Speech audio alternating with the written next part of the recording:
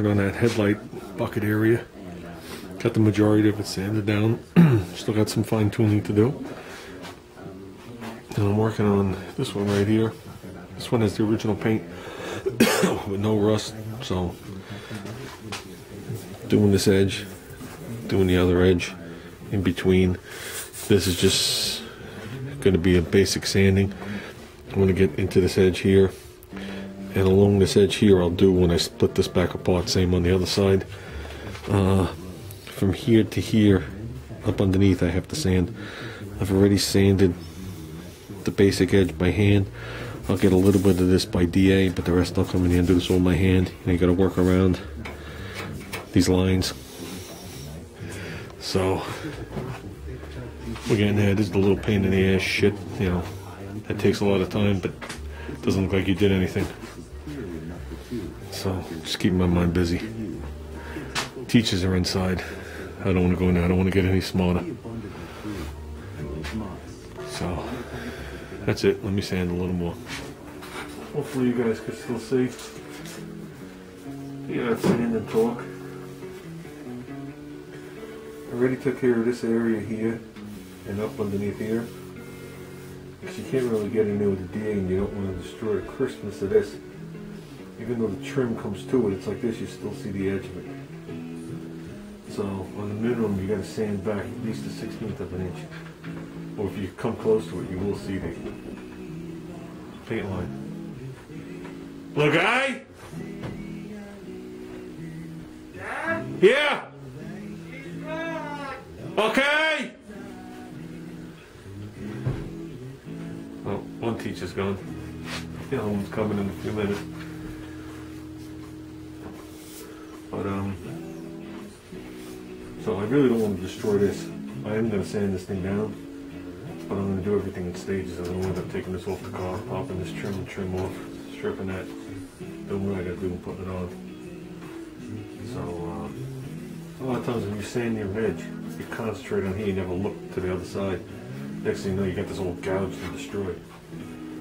So, this is the way I do it. But I'm just slowly working it under here. Yeah, a couple weeks ago I went on eBay looking at another parachute for the car, different style. And maybe because of the color of the bag, you know. But this guy was selling a pair of them, and then in a separate auction he was selling a pair of the springs that went with them to pop the chutes out. No chutes. So I was just looking for one chute. You know what I mean? I wasn't even looking for the spring. I got a spring. So auction goes on. I wait till the end. You know, I wait a minute before I go on. I place a bid on there that was like $75 more than the last guy. Bid goes up like $5, and I'm sitting there waiting. I'm like, oh, okay, you know, getting this chute really cheap. You know, these chutes really cheap. I think I'll get it. I'm not going to hoard the other one. I'll put it back out there. I'm sure somebody wants a chute. Most guys only run one chute, I mean 2 chutes, and that's like a funny car.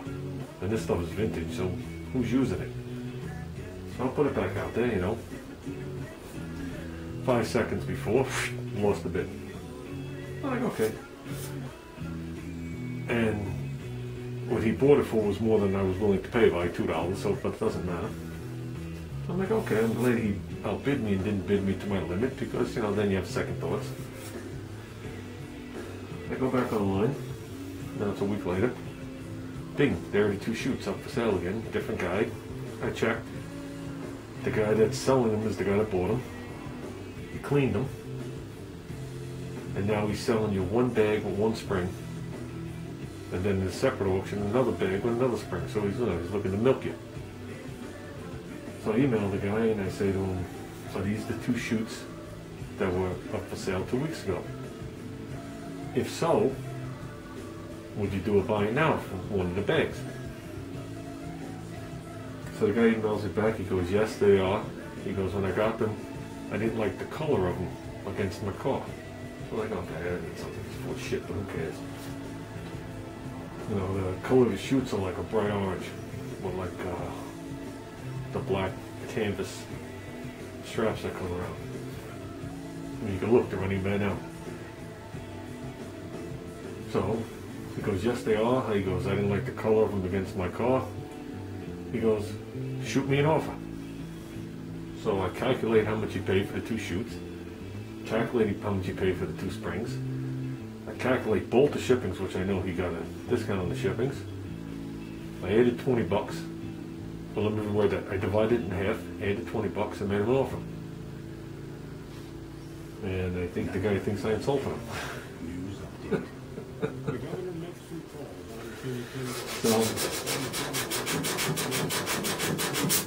I guess that's the way it goes.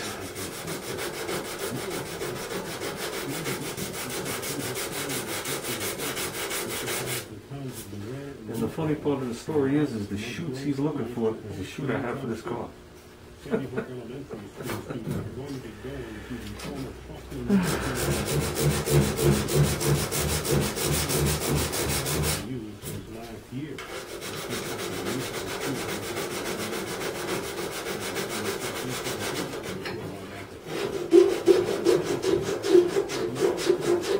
And Ruben, he lives up by you. I was talking this over with my son in the car. I think what we're going to do this year is we're going to do from the belt line down. How we're going to do with base coat, clear coat, base coat black, satin clear coat, have the car lettered, and then next winter, the one and only sole project, other than some neatening up around the hood and cleaning up some stuff I want to take care of under the hood, the sole project's going to be working on the roof. I've always wanted to do the roof metal flake gold. So I'm going to leave that as a project all on its own. I got to find someone.